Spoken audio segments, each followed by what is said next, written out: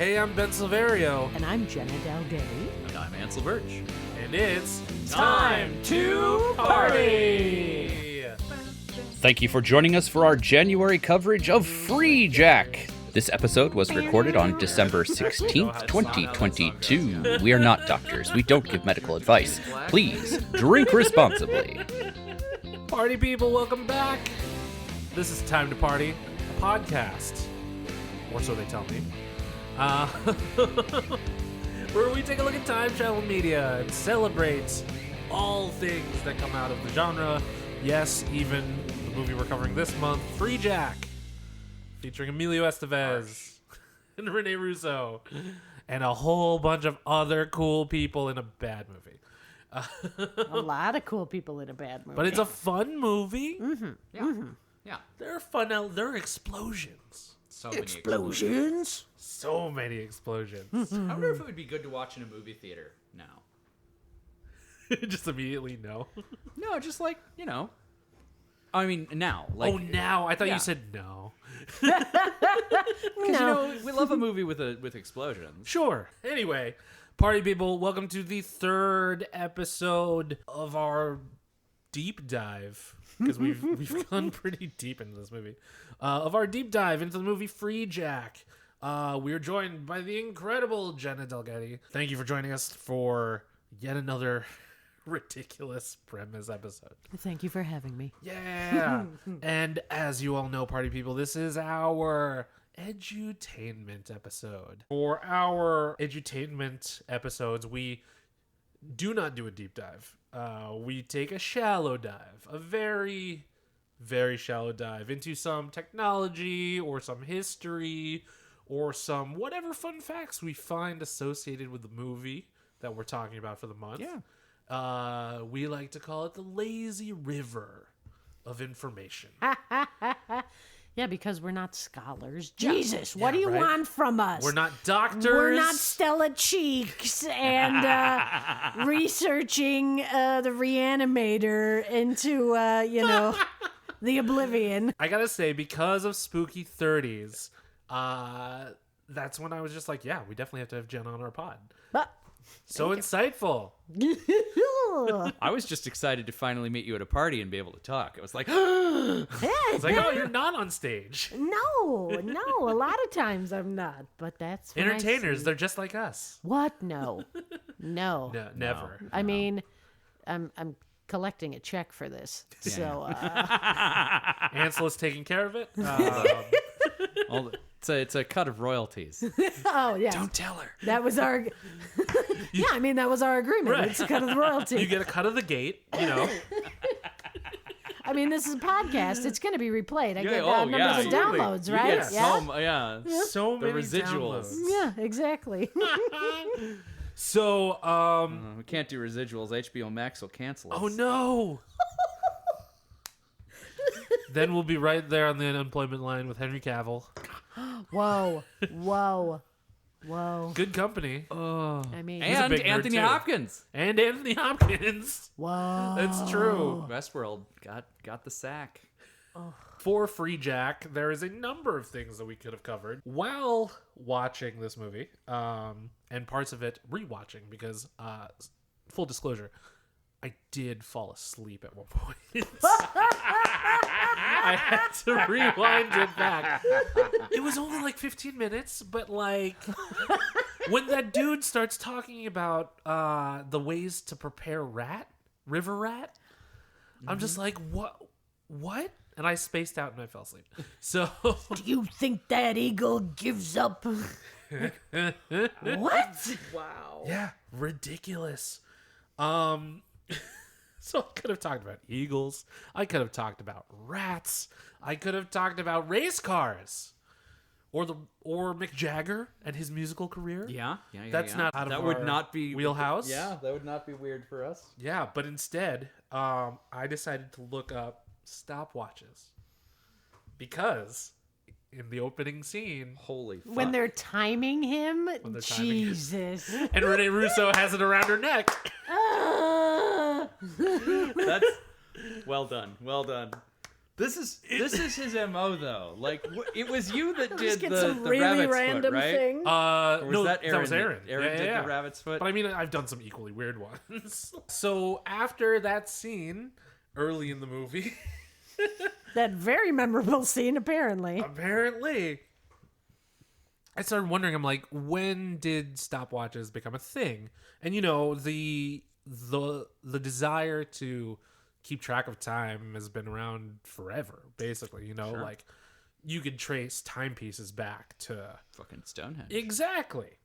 But for the stopwatch, there were a number of people who came before the actual stopwatch that created the pieces that you needed for a stopwatch to work.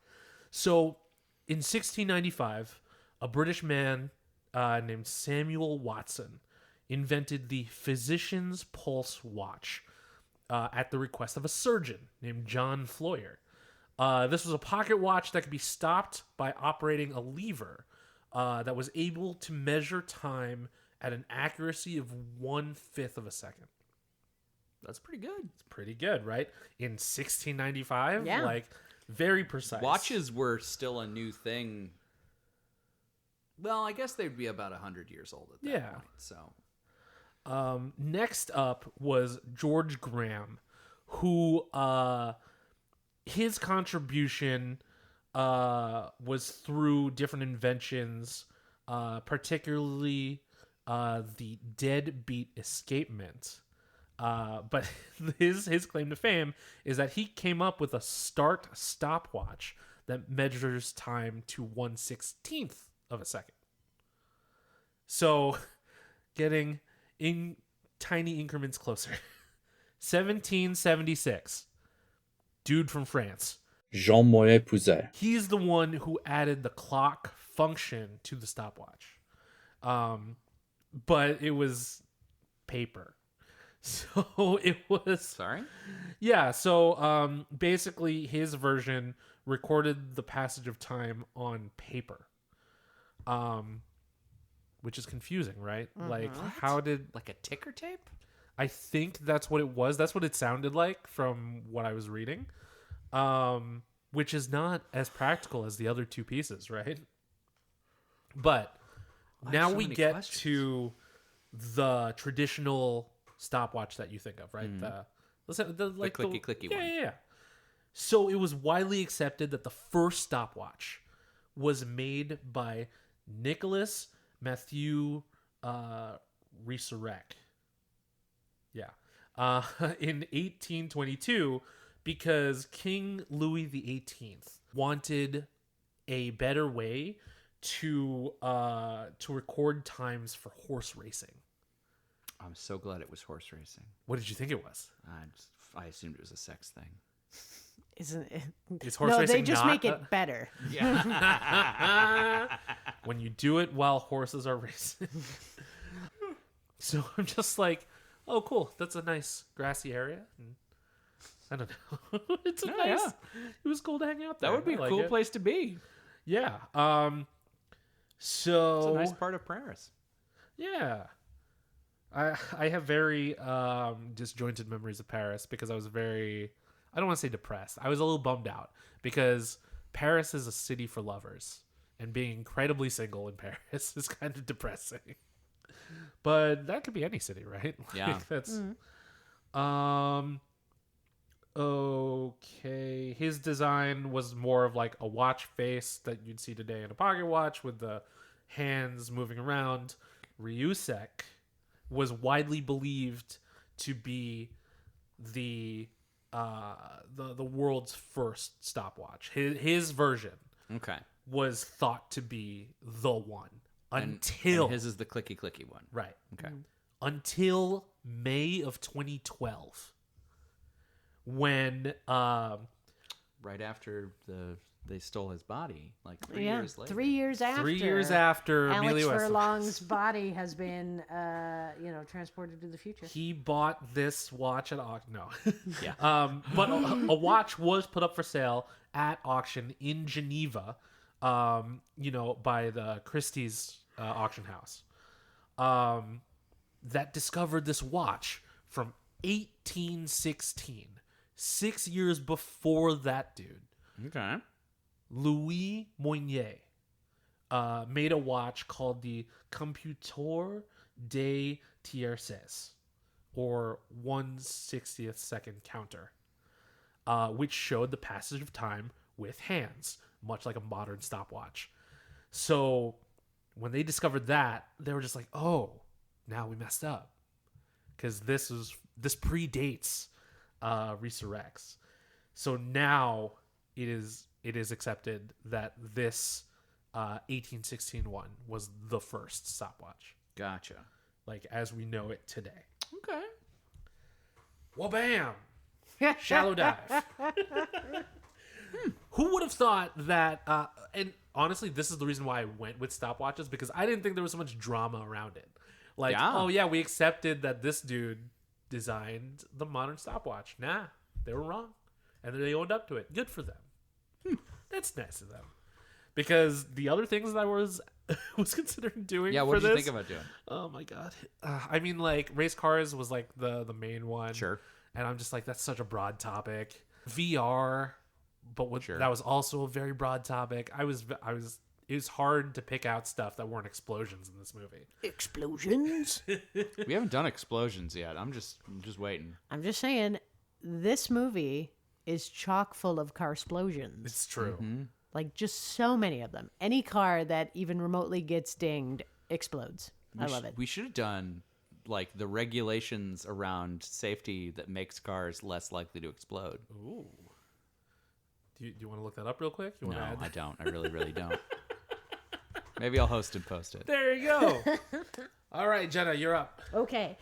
So, because they're really, there's only like two big technology, like sci-fi technologies that are in this movie, is, like when you have in the beginning of the movie where the truck gets set up and like, the grid comes out to try and pinpoint the exact spot where Alex Furlong is going to be, and then they like bring him to the future. Mm-hmm. That's one piece of sci-fi technology. The bone jacking itself. The bone jacking The jacking by of Mick bones. Jagger. And then Bone the jacking. like whole, we're going to imprint my mind onto your brain, and then your mind will be gone. Like, those are the two big things. Because otherwise, as we pointed out in It's just running previous around and blowing episodes, stuff up. Yeah. well, and they still had corded phones. That's true. So how much technology otherwise that is like, that one could consider like crazy futuristic, River was rats. really, We forgot river rats. and he's like eating it off of like a pie tin. Yeah. Got river rat. Telepresence robots, I Yeah. guess. But one thing that I caught in that beginning scene when in the operating van, the operating vehicle that Emilio Estevez is transported into, and apparently then they need to lobotomize him to like stop him and sedate him. Because he woke up and he's not supposed to wake up. So we need to give him a lobotomy. Quick, get him on the table. Like, but wouldn't that damage his brain? They need that. For the mind, like the brain that the mind will get imprinted onto. Then you have a damaged brain. You'd think. What? Anyways, like I was thinking, like, okay, like they have that laser scope thing that looks like it's something out of like Goldfinger. Yes. Yeah. But like, I was thinking, were there ever like lobotomies done with lasers like that? Because you always think the ice pick right in the corner of the eye, and that's a lobotomy. But like, have they ever done it with a laser? So went to the Google, because that's how we look stuff up nowadays, and we do True. very shallow dives. Dear friend Google. Yes. I found a really good article on Wired. Can we link in show notes or something? Yeah, Absolutely. yeah, All right, absolutely. cool. Then I'm going to send this. Yeah. Yeah, send me the link. I'll put it in the show notes. Yeah. Yeah. So this is an article from Wired from 2015. It talks about how psychosurgeons use lasers to burn away mental illnesses.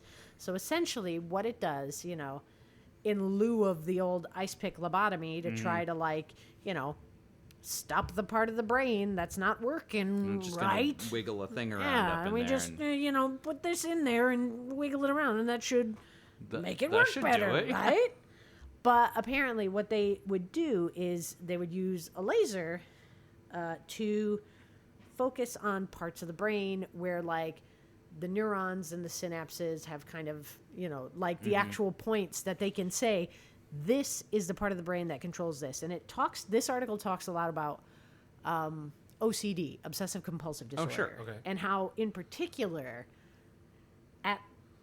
especially in 2015, that this procedure, like using a laser at this point in the brain, because with OCD, I guess it's easier to pinpoint in the brain, like the exact spot that is causing like the misfires or, who knows what, than like other mental illness. Like, Interesting. Huh. So you could detect that with an MRI or something, presumably. It's easier to pinpoint. So then they use a laser right on that to burn away the like neural pathways that may have fused or Yeah. So in particular they do that, and in particular it focuses a lot on OCD. So we will definitely link this article in the show notes. I highly recommend the read. What's the time period on this? Like, when did they start doing this, and are they still doing it? Yes. And where was it? So, they talk a lot about, in particular, the 1930s was when they, started really doing got the into old lobotomies. ice pick lobotomies. So, it's actually recent in 2015. Oh, wow. It's still, kind of a more, cutting edge. Sure, this is something still surgery. be worked on. So, I should ask my little brother about it. they drill a hole into the skull, like a small hole. Mm-hmm. They insert a blade Oh, to kind of cut through the brain tissue that they need to get past because, so you gotta open a window to the Yeah, thing and exactly. zap it, and then you let that go back together. Mm-hmm. So then they have they can find that specific cluster of neural pathways and connections. And then that's when they zap, and they get that burning away some of the tissue that's there until, apparently, as it says, until the beam has hollowed out about half a teaspoon of gray matter. Oh God, crap. That seems like a Half lot. a teaspoon? Well, and here's the thing. They also say that, this procedure in particular, it's not very common. Sure. So it's this is kind of the last resort procedure. Okay. Because, and they say that it is only implemented under certain conditions. Sure, First off, the patient has to have been non-responsive to 3 different types of medications. So first off, that method isn't working for the patient. It's not helping them at all.